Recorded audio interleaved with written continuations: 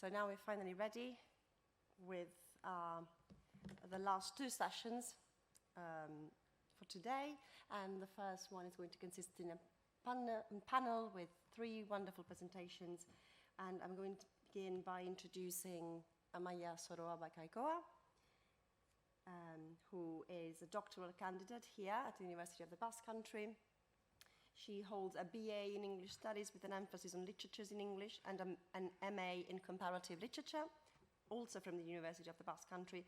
And she has been granted a pre-doctoral scholarship, and her research focuses on the portrayal of mental health issues in contemporary Latino literature.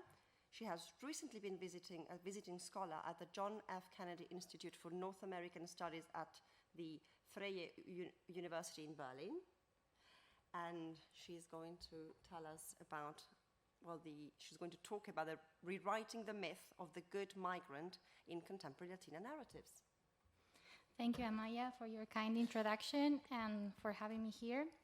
So today I'm going to talk about perhaps a different type of myth, the myth of the migrant. And so I'm going to illustrate or try to illustrate the current status of Latinx migrants, and particularly focusing on undocumented migration. And I'm going to try to show that while laws and opinions have changed, Latina literature has also reflected those changes and that evolution over the past years. So I can't move, I can't change slides. No sé qué pasa.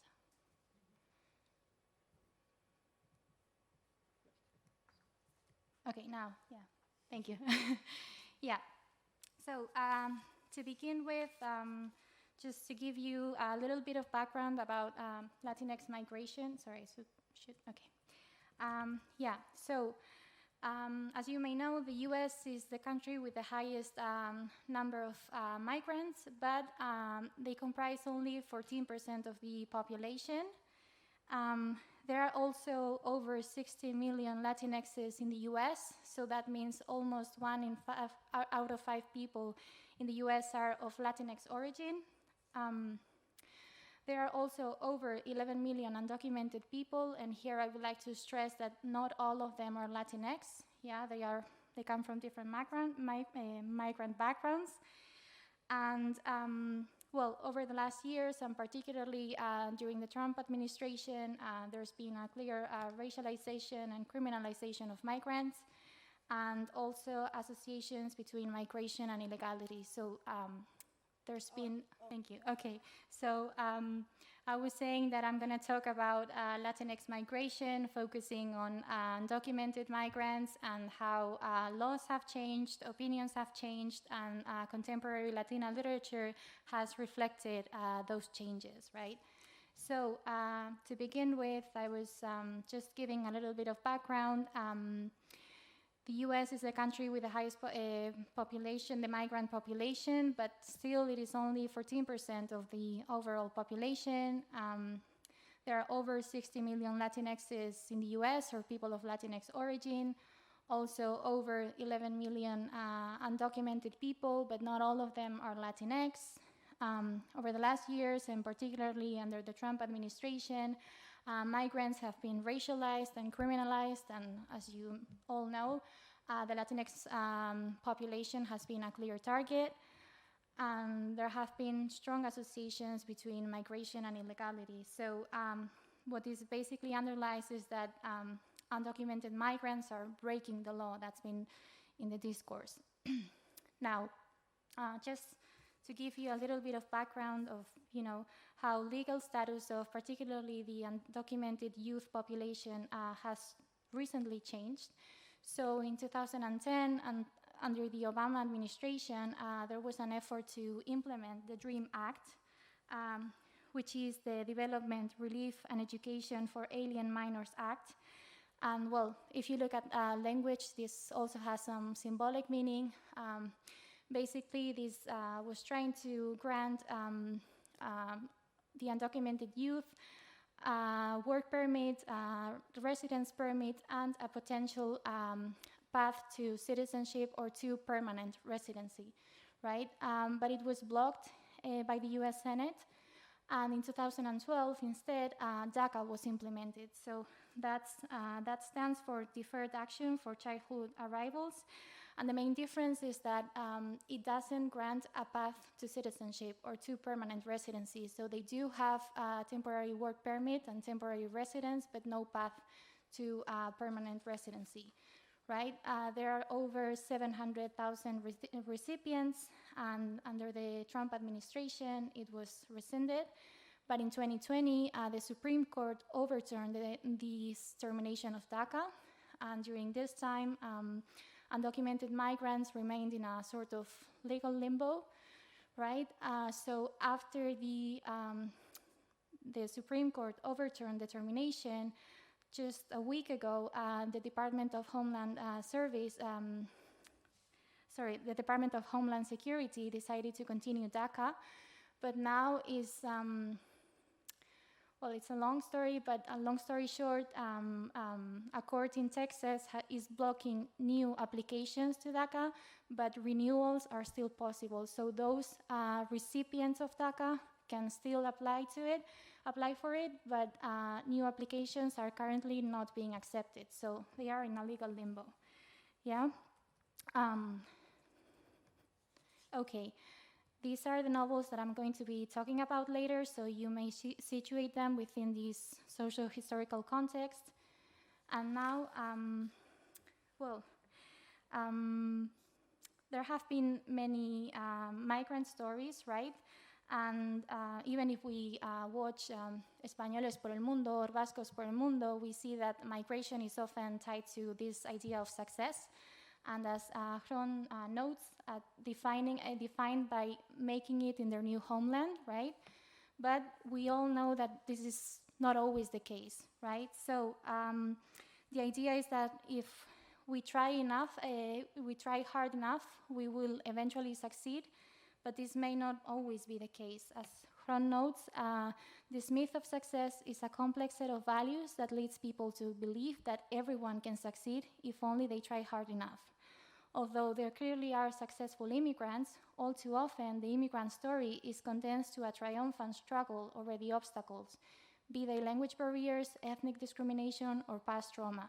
The hardships or violence that migrants may endure are glossed over or promptly resolved as a necessary series of trials, right? So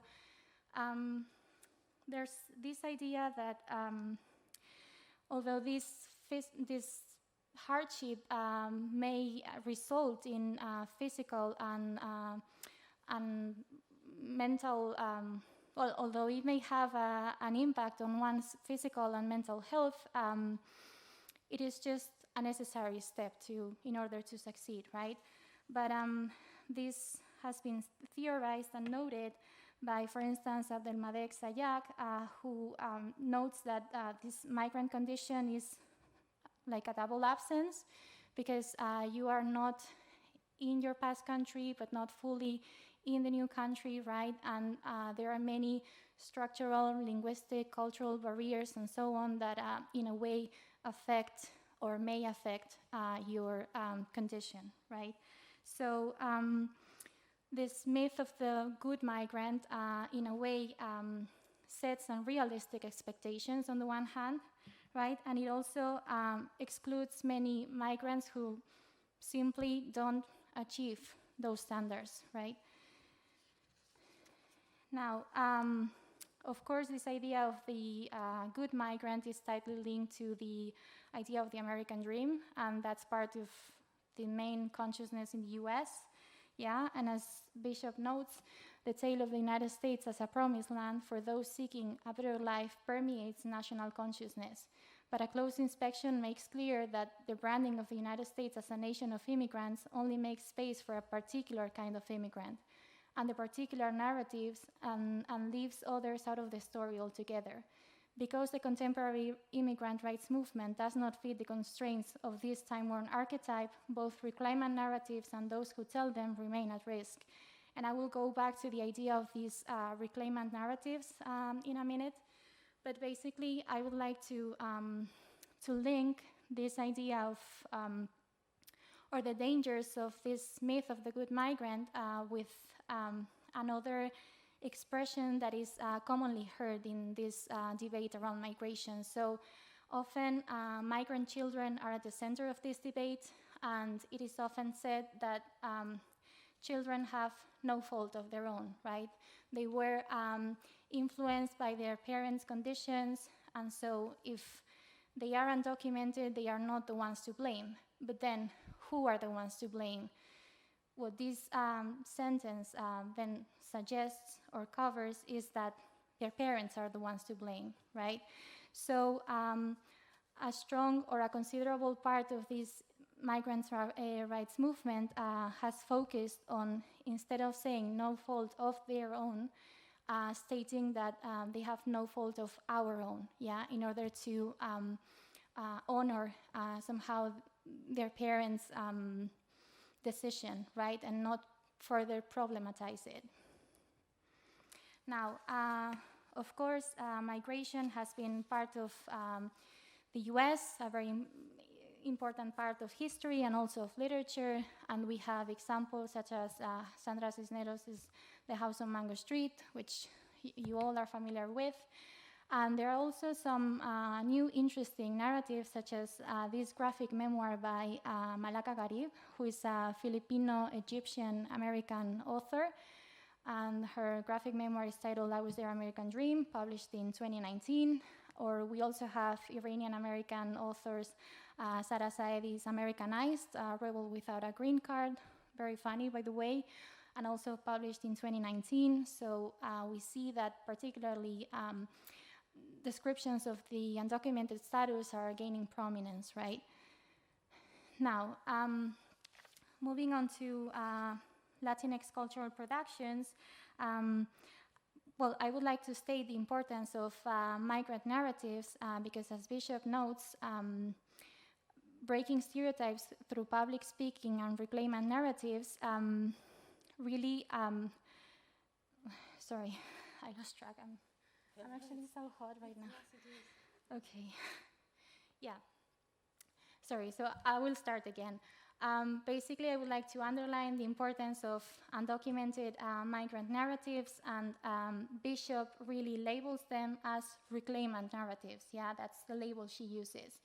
So she says that they help to break stereotypes, yeah, also through public speaking, and she defines those narratives as the experiential, partial, public, oppositional, and incontestable stories that marginalized individuals use to assert their right to speak and reframe audience understanding, to, in a way, break with those stereotypes and prejudices, right? And here, although I don't have time to really go deeper into that, I would like to stress the importance of digital media, yeah, particularly among younger generations. Dreamers have been very active here, and technically it has a decentralizing nature, which may not always be so, as I will explain in a minute. And this is particularly important because Latinxes as a whole have been a mediated minority lacking agency and self-representation in cultural productions for many years. Now, Bishop also theorizes on the importance of undocumented narratives. She conceives them as storytelling, and she in fact says that storytelling is self-making, a declaration of meaning, an act of defiance, bravery, and independence, a refusal to be spoken for, a simple yet powerful assertion of humanity, right?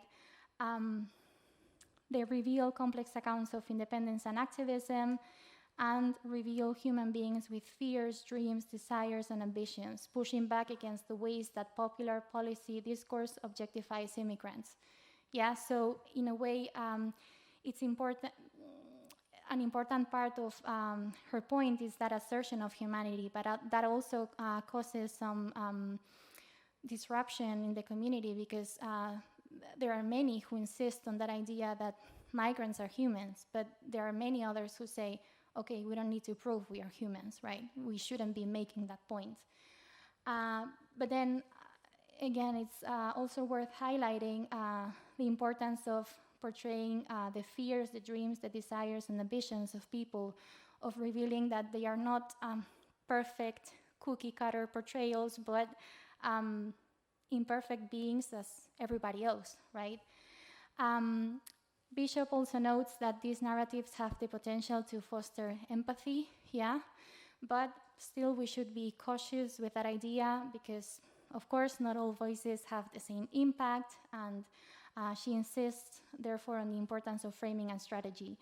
And I would also like to mention that many of these narratives are also addressed at younger audiences, so there is a lot of young adult fiction portraying migration recently. Now, this is the previous timeline, and these are the 3 novels that I'm going to talk about. Basically, Reina Grande, Dayan Guerrero, and Carla Cornejo Villavicencio. Yeah, they published their novels in 2012, 2016, and 2020, and they are very different authors. They come from different backgrounds. Reina Grande is Chicana or Mexican American, Dayan Guerrero is Colombian American, and Carla Cornejo Villavicencio is Ecuadorian American, right? So, but the 3 of them make a contribution to this debate on migration, and they also reflect this this evolution that we've been seeing over the years. Yeah, so the first one, Reina Grande, basically she describes her story after being born in Mexico and having migrated to the US as a child.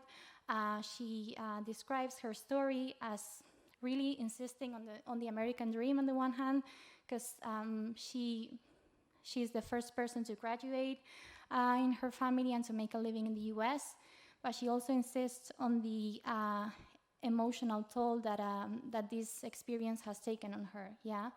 And so, well, this quotation illustrates that she's been both in contact with migrant children and adults, and that in a way she sees that her story isn't unique. She sees herself in those children, and she also sees her parents in, you know, these students, these adult students that she had. And I have to move to Dayan Guerrero's In the Country We Love. You may know Guerrero from Orange is the New Black, Jane the Virgin, and many other works. She's an actress, but she also wrote this memoir. And what you may not know about her is that at age 15, her parents and brother got deported, and she found herself alone in the US. And so, well, she wrote this book many years after. And, well, here she says, so why am I choosing to reveal so much now? Yeah, because the day when I came to an empty house, I felt like the only child who had ever dealt with something so overwhelming. And the agonizing years that followed, it would have meant everything for me to know that someone somewhere had survived what I was going through. So in the end, Dayan Guerrero has also done a lot of activist work. She's also been very supportive of Barack Obama, which is regarded as problematic by some, but she's been doing work in this respect afterwards. And finally, we have Carla Cornejo Villavicencio's The Undocumented Americans. She tells her story after migrating from Ecuador and graduating from Harvard, and now I think she's pursuing a PhD at Yale University. And she combines her story with the stories of migrants who have served the US at particularly difficult times, such as the aftermath of 9/11 or natural disasters. And what she underlines is the fact that these people have had, after those moments where they've served the US, those experiences have shaped their physical and mental health. But still they are regarded just as undocumented migrants by many, yeah? So still, even if she's a dreamer herself, she makes a very interesting point, which kind of illustrates this transition, this perspective that we've been getting. So she says, I did not set out to write anything inspirational, which is why there are no stories of dreamers.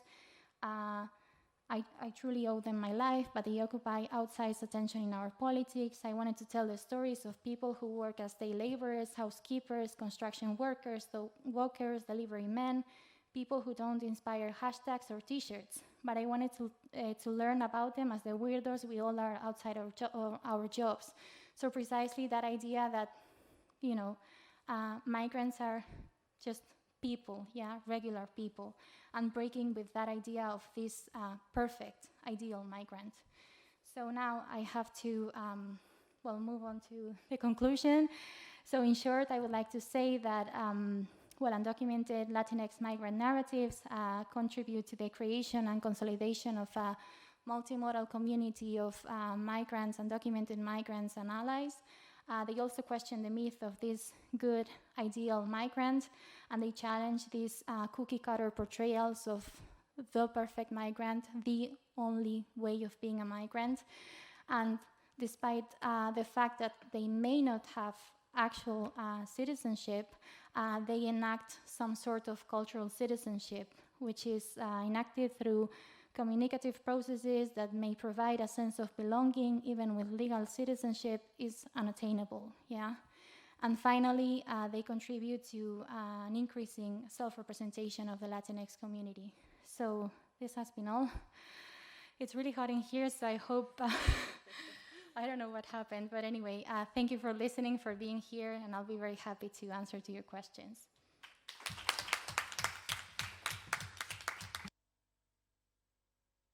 So indeed it is hot in here, but it's also because you're very passionate about this topic, I can tell.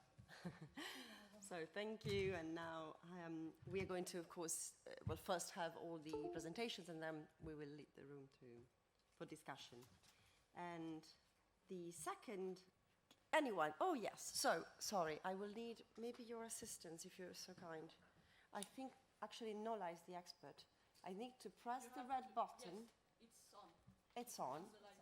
Hello? No, it's not. Haha. No, it's on. Hello? Oh, yes, it is. Thank you. Well, I have like 2 questions. I just wanted to say in the case of Enola's presentation that, it was really interesting. And when you were talking about Edward and how he decides to change his ways after seeing what happens with, with how it was called, the homunculus, the father, it reminded me of what happens in Frankenstein, because I think that the whole story of Frankenstein is like a cautionary tale, no? Because in the end, the narrator, at first at least, is Frankenstein, and he's talking about his story that he was using alchemy in order to transgress nature and be capable of creating life. And in the end, he's telling his story to Robert Walton, I think that he was called, so that he can convince him to not proceed with his pursuit of colonization and transgressing nature in the pole. So, I just wanted to say that it reminded me of that, and thank you very much. And I wanted to ask the presentation about Danai and so on. It was really interesting. And I just wanted to know which were the sources that you used in order to perform this. You mean the textual sources, Sorry, could you please? Thank you. The literary sources. Well, as I said at the very beginning, we were not that interested in spending lots of time on that. So basically, that was something like very short part of the process at the very beginning. And it was basically what we did was we did it through a theatrical process that is just getting lots of text, really nothing that has to do with the academic way of doing it. Basically getting the different texts, reading them and seeing the resonance of the different options in the bodies. And from there, getting our responses, especially using Buto, the technique that I told you before. And by watching our responses to that, choose the one that resonated with us. So basically it was a very much a kind of theatrical kind of response instead of, you know, thinking about it in the traditional way. Yeah, so thank you very much.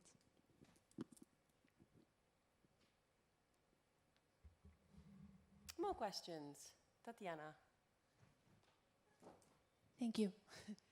Well, it's not a question, it's a comment, basically, for Sandra. When I was listening to you, you reminded me of, I don't know if you know this, but Eiko Ishioka's costumes for Bram Stoker's Dracula by Coppola. And, well, I think the process was also very theatrical. And she began working in the costumes. I mean, the typical thing they say when talking about the film is the costumes are the set. So they focused on the costumes, the rest was not so important. And then according to the costumes, they moved. They even changed the scenes because sometimes the actors couldn't move. So according to her dresses, they changed the scenes of the vampires and such. So yeah, only that. I love your presentation and it reminds me of Dracula, yeah. Thank you. Well, speaking of that, I was reminded, I don't know, well, you probably know Matthew Barney. Yes, of course. Yes, and I was thinking of the Drawing Restraint series. Basically, he put himself under a series of physical restraints that made it very difficult for him to move and draw, perform. And the whole point was, how creative can I get under duress, so to speak? So how can I go around the limitations and actually explore what is possible, the potential, even when there are so many restrictions. And so I was thinking of that when thinking about your dialogue with the costume. But I was also thinking, well, this morning we had a lecture about textiles and narrating storytelling in the Viking Age through embroidery and textiles, and how the costume was very much a formative, fundamental part of the process of storytelling. Your body, and you as the performer were telling the story with the limitations of that and the materiality, the material aspect of the dress. So the dress itself, inanimate as it is, was part of the storytelling process. And so I find it absolutely fascinating. There's no questions because I'm still in awe of what you've done, so I need to process it, but it was very inspirational. More questions?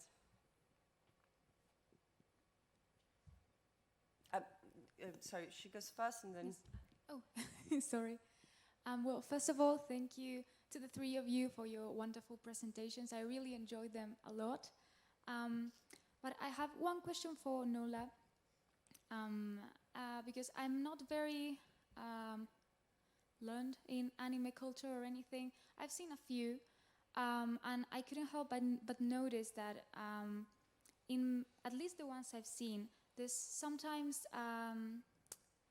a use of like Western and Christian imagery in Japanese anime that I've heard people argue that it's more like for the aesthetics of it rather than because it's very distant from their culture. So I've heard people argue that it's sometimes not as more symbolic reasoning behind it, but an aesthetic reasoning. So, for instance, in Death Note and Neon Genesis Evangelion, I don't know if you've seen them. Those are the ones I've seen. I haven't seen Full Metal Alchemist. But I was wondering if you also saw that in this case, like that argument of it being more aesthetic approach to that imagery of the deadly scenes and everything, or it's a more symbolic meaning. Thank you.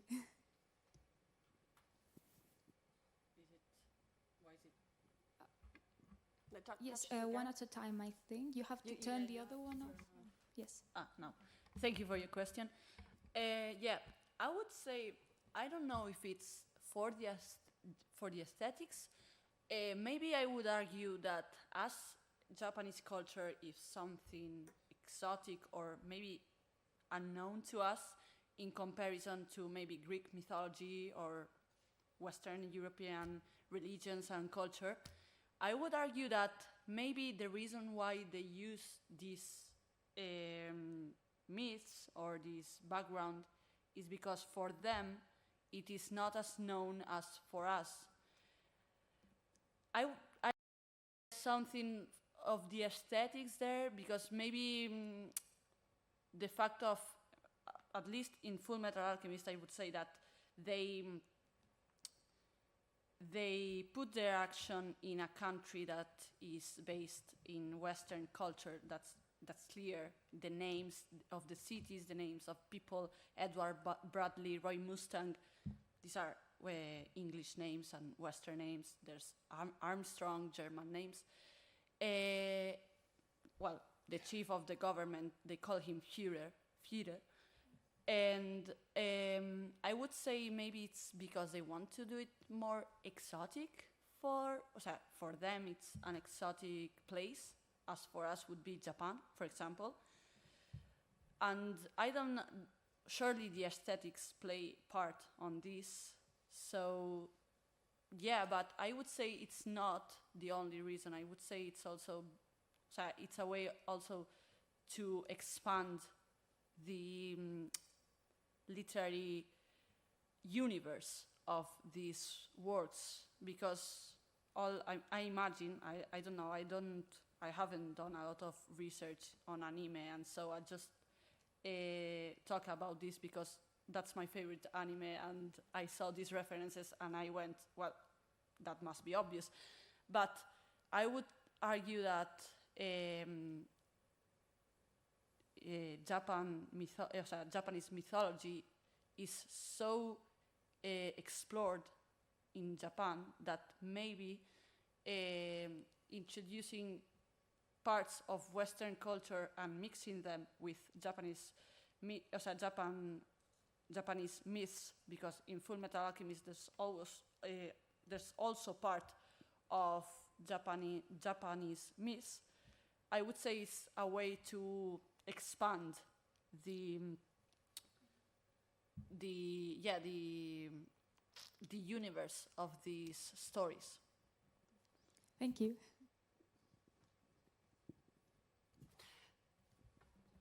Oh, yes, very true. Okay, so Just writing down the questions so I don't forget. I have a question to Amaya, but I'm not quite sure you'll be able to answer it because you can't specialize in everything. But I was just wondering, if you're writing about contemporary Latina narratives, which I understood aim to counteract the existing stereotypes of the Latina migrant. So I was thinking about the Polish migrants. And do you think that these stereotypes are just specific to those migrants, or are these stereotypes that go for other migrants as well? I'm just thinking because.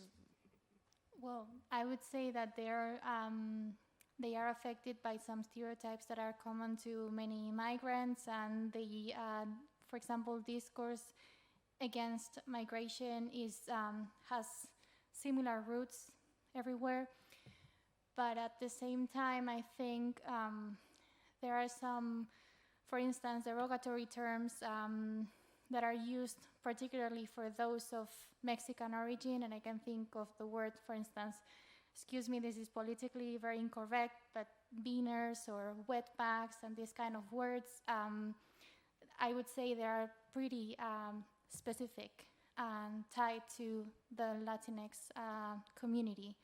And so this is something that just came up right now, but I think,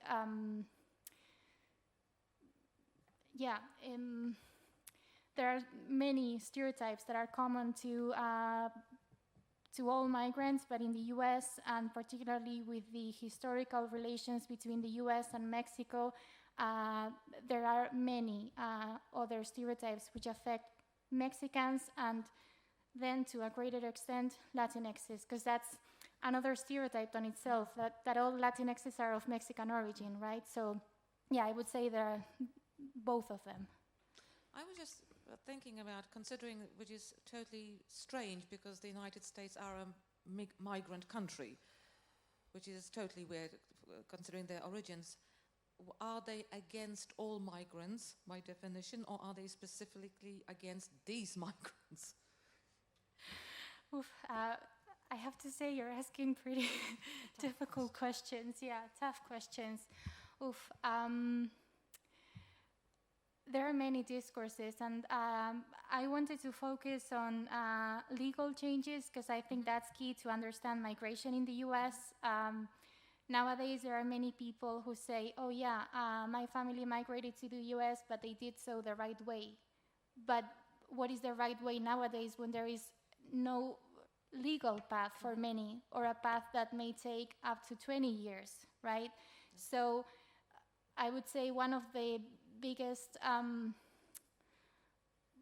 instances of, well, or lack of knowledge is lack of the legal barriers that exist nowadays, yeah? And there are also many people who are, and we can see that nowadays, for political asylum and for refugees and so on, but against undocumented migration, right? The problem is many people apply for political asylum and so on, and because there are many legal barriers and so on, they can't be granted that. So there are different labels, and these labels have very different political, social implications, but the people who are affected by those labels, their situations are very different, but in many cases, they are pretty similar. I don't know if yeah. So for instance, recently I read Aileen Truax's We Build the Wall, and she focuses particularly on asylum seekers in the US-Mexico border, and she makes a very clear point about that. But yeah, I would say these are the main ideas. So on the one hand, this, I would say, lack of knowledge of how this legal process works, and on the other hand, the labels, what people think about those labels, and what the reality behind those labels is. Thank you. Okay. Can I? Last question. Yeah, I guess the answer is going to be really short.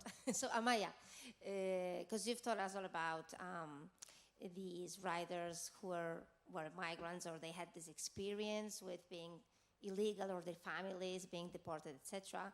But then I was thinking, have you ever come across any text where the other point of view is shown? I mean, texts written by migrants, but the migrants were actually against legalizing other migrants. I mean, if you recall Donald Trump's campaign, I mean, there were many, I guess, legalized migrants who were clearly against Obama's ideas of,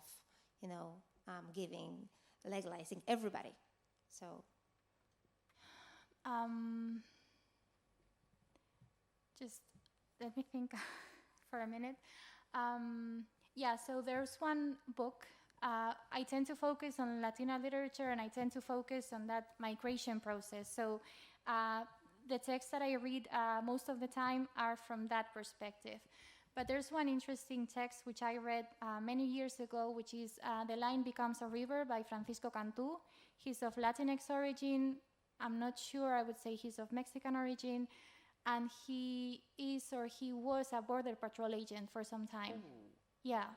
So right now I can't give you any details because I read that a long time ago, but that was definitely very interesting. There are this kind of text. Yeah, there are. And then, for instance, there's Suketu Mehta. I think he's a journalist of Indian background, but who lives in the US. He's got this book called This Land is Our Land, an Immigrant's Manifesto. And then there he talks about migration, and he has this open borders perspective, but he also incorporates many people and voices who are against that for many reasons. And also I think this book is very interesting because he contrasts migration in different countries. I don't know if there's anything specific about Poland. I can remember Denmark, Germany, and so on. Mm-hmm. So yeah, but I'm not really familiar. No female writers though, right? I'm sure there are. Yeah, I'm sure there are, yeah. But I just don't know them, or I can't think about them right now. Thank you so much. Thank you. Thank you. Okay. Yes.